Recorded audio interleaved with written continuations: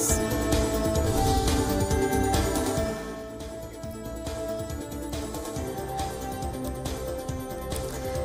political turmoil in Sri Lanka after the swearing of the former President Mahinda Rajapaksa as the Prime Minister has turned violent. This after a man died after the bodyguards for a cabinet minister allied to former Prime Minister Wickremesinghe fired live rounds inside a government ministry as a mob loyal to President Maithripala Sirisena besieged the minister's office.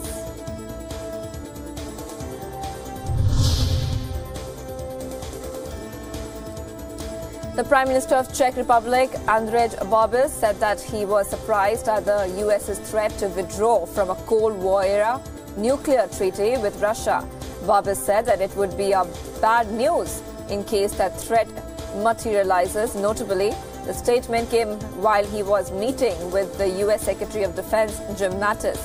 American President Donald Trump sparked concerns globally by saying that he wanted to pull out of the 3-decade-old Intermediate-Range Nuclear Forces Treaty, which was signed by former U.S. President Ronald Reagan and Soviet leader Mikhail Gorbachev.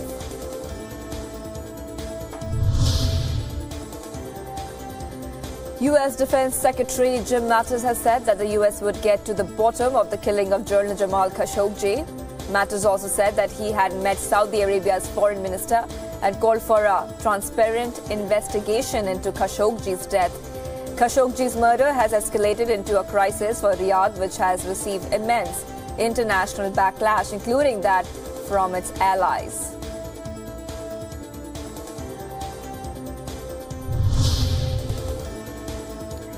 Three Palestinian boys were killed in an Israeli airstrike on the Gaza Strip frontier. The Gaza Health Ministry said 2 of the dead were aged between 13 and 14. Israel says its lethal response is necessary to prevent armed infiltrations from Gaza. The violence has occasionally escalated into shelling exchanges that Israel has warned could trigger war, while Egypt and the United Nations have repeatedly mediated truces.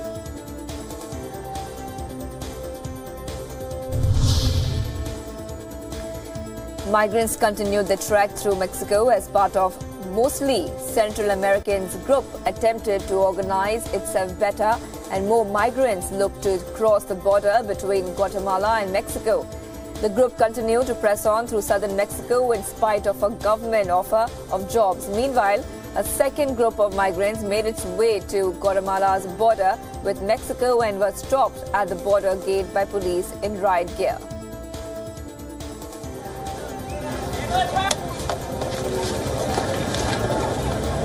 Lo que estamos aquí, gente, pasamos, todos vamos a pasar, tanto el que se está rebelando por ahí como...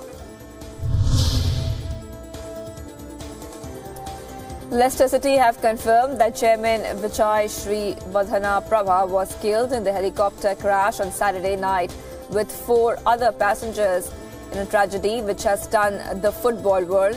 Sri Vadhana Prabha's aircraft plummeted to the ground and erupted in flames an hour after Leicester's 1-1 draw with West Ham. The 61-year-old was on board with 2 personal assistants and 2 crew members.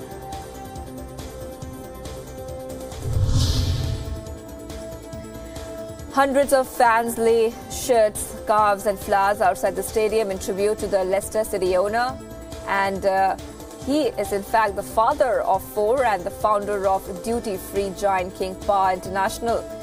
He's a huge favourite with fans after he bought the unfancy side from Central England in 2010, and they went on to stun the soccer world by winning the Premier League title in 2016.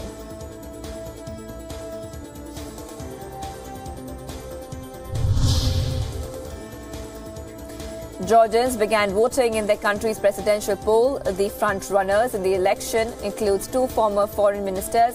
Recent years have seen the post of the president as being reduced to a figurehead with no real powers. The polls still remain crucial as the ruling party is backing a female candidate who has been a career diplomat.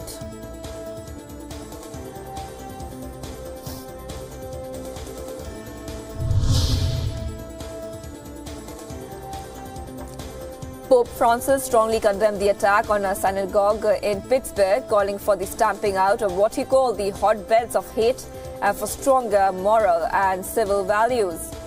Speaking to pilgrims at St. Peter's Square in Vatican City, the pontiff said that he felt immense grief for the Jewish community of Pittsburgh.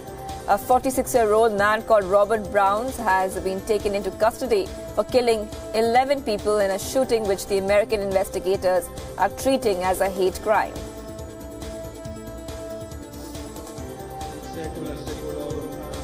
Esprimo la mia vicinanza alla città di Pittsburgh.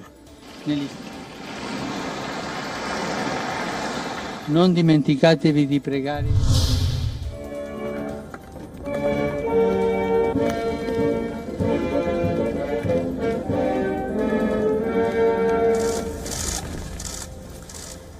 Czech President Milo Zeman and his Slovak counterpart participated in a ceremony celebrating 100 years of Czech independence. The two leaders laid wreaths at the national monument in Whitkov, which was built to honor Czechoslovakia legionaries who fought in the First World War. It is regarded as one of the most important buildings symbolizing the development of the region's statehood. Czechoslovakia gained independence after the fall of the Austro-Hungarian Empire. The state officially split in the year 1993 to form the Czech and Slovak republics.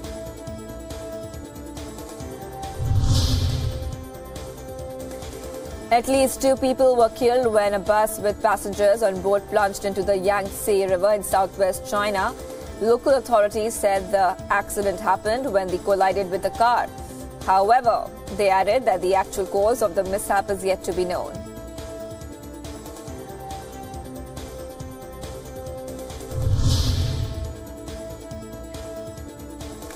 An oil depot in northern Chinese city of Tianjin city caught fire. The blaze has been taken under control. Local authorities said that no casualties were reported in the incident. It took over 70 fire trucks and more than 500 firefighters several hours to contain the blaze.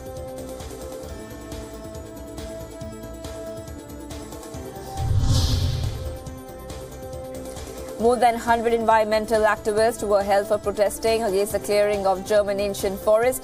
The incident sparked protest as hundreds of people blocked the railway, which was caused to transfer lignite amid escalating tension. Police reached the spot and cleared the tracks, even as some 150 protesters resisted.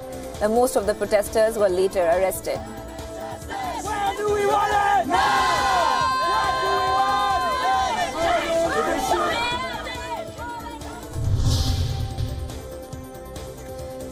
A zoo in the northern Indian city of Lucknow has written to various international organizations seeking help for medical treatment of a Russian crane which got injured on its way to India during migratory season. The injured bird was rescued from a nearby city earlier this month.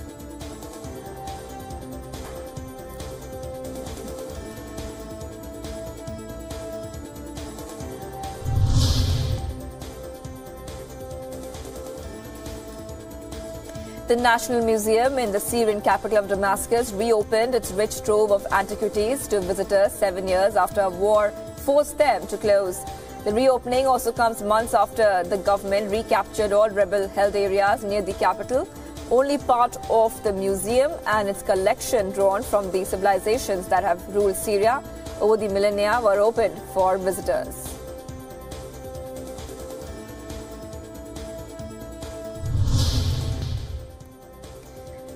Norway's Prime Minister Erna Solberg joined in NATO's military exercises on Saturday, riding in a battle tank alongside the Royal Norwegian Army. The exercises near Røros are part of Exercise Trident Juncture 2018, marking NATO's biggest military maneuver since the Cold War. Solberg praised the training, saying it sends out a message that NATO is increasing its activity on training exercises, cooperation between countries.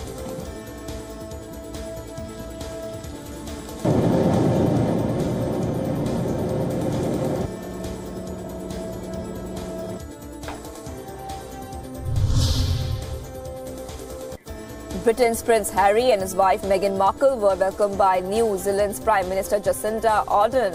Upon their arrival in Wellington, the Duke and Duchess of Sussex will be touring Abel Tasman National Park. They will also be meeting charity workers and would later unveil a dedication to the Queen's Commonwealth canopy.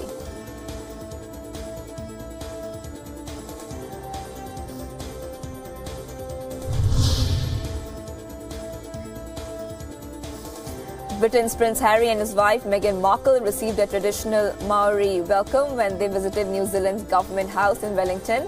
The royal couple exchanged traditional greetings with local Maoris at the ceremony before viewing several hakas and meeting school children.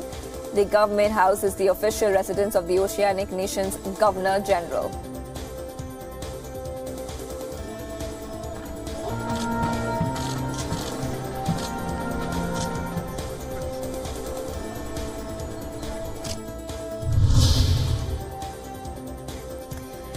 The Duke and Duchess of Sussex, Prince Harry and his wife Meghan Markle attended a reception to celebrate the 125th anniversary of women's suffrage in New Zealand. The country became the first nation in the world to allow women to vote in parliamentary elections in the year 1883. Meghan Markle expressed her admiration for the country's early suffragette.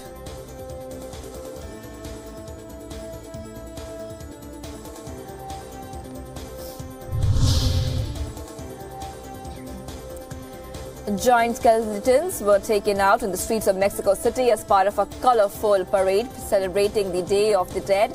Thousands of spectators watched as the parade made its way through a 4-kilometer-long route. People cheered as hundreds of actors, dancers and acrobats, many in regional costumes, joined giant floats and towering marionettes.